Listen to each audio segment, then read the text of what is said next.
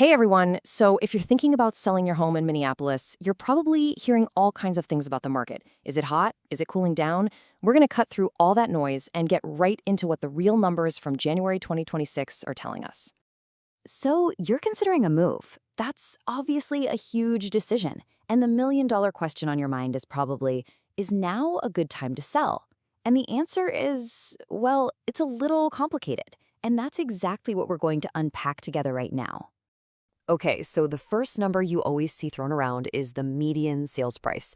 And citywide, here in Minneapolis, it's up 1.3% from last year.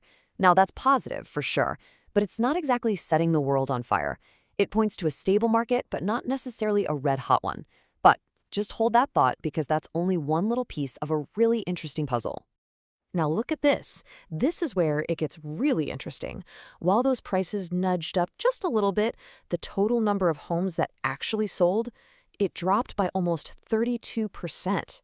I mean, that is a huge decrease. So what gives? How can prices be up a little, but the number of deals getting done is down a lot?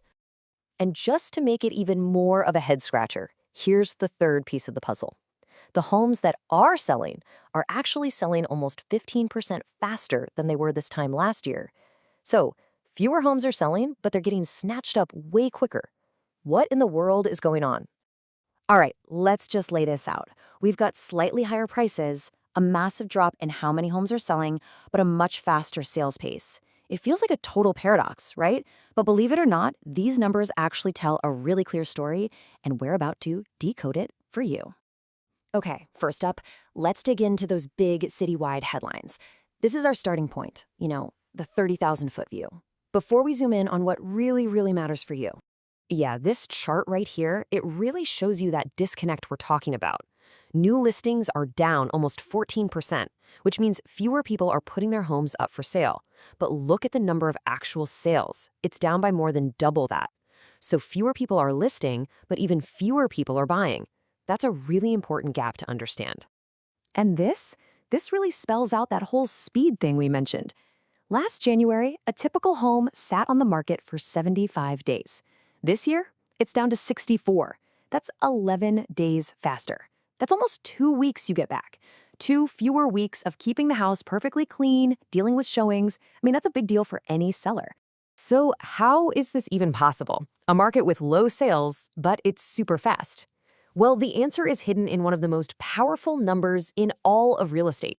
And here it is, the key to everything: month's supply of inventory. It sounds complicated, but it's actually super simple.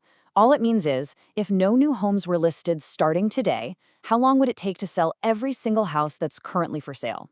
Basically, this one number tells you who has the power, buyers or sellers. And check this out. Right now in Minneapolis, we're looking at just 1.9 months of supply. That is incredibly low.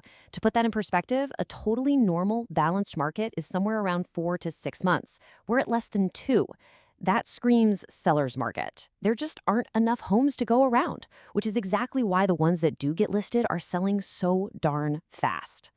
Okay, and this is the most important thing I'm going to say today. All of that is the city average. And relying on an average is, well, it can be a really dangerous game when you're selling your house. The real story, the one that actually affects you, is happening on your street. So all this great data we're looking at comes from the St. Paul Area Association of Realtors, and it's a fantastic starting point. But you have to remember, that's all it is, a start. It gives you the vibe of the market, but it totally hides what's actually happening block by block. I love this way of thinking about it. Getting real estate data for all of Minneapolis is like checking the weather for the entire state of Minnesota, right? You don't care if it's sunny and Duluth if you're trying to have a picnic in Minneapolis. You need the forecast for your town. Okay, get ready for this, because this slide says it all. Remember that tiny plus 1.3% city average price change? Well, look at the reality on the ground.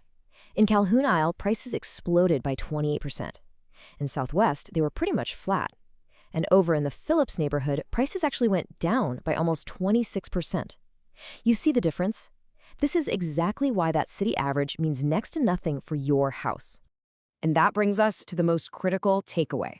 If you're living in Southwest and you price your home like it's in Calhoun Isle, you're going to be disappointed. You just can't use a one-size-fits-all approach here. Pricing your home isn't a citywide science. It's a hyper-local art. All right, so we've gone from the big, kind of confusing citywide numbers all the way down to the hyper-local reality. So what does this actually mean for you as a seller? Let's tie it all together. Really, it all comes down to three key things. First, you've got to ignore the big headlines and dive deep into the data for your specific neighborhood.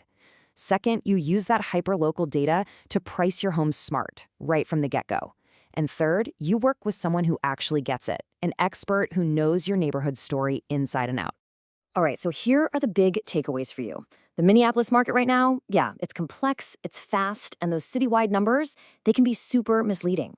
What really, truly matters is the data from your own backyard. That low inventory we talked about, it creates a huge opportunity, but only for homes that are priced right.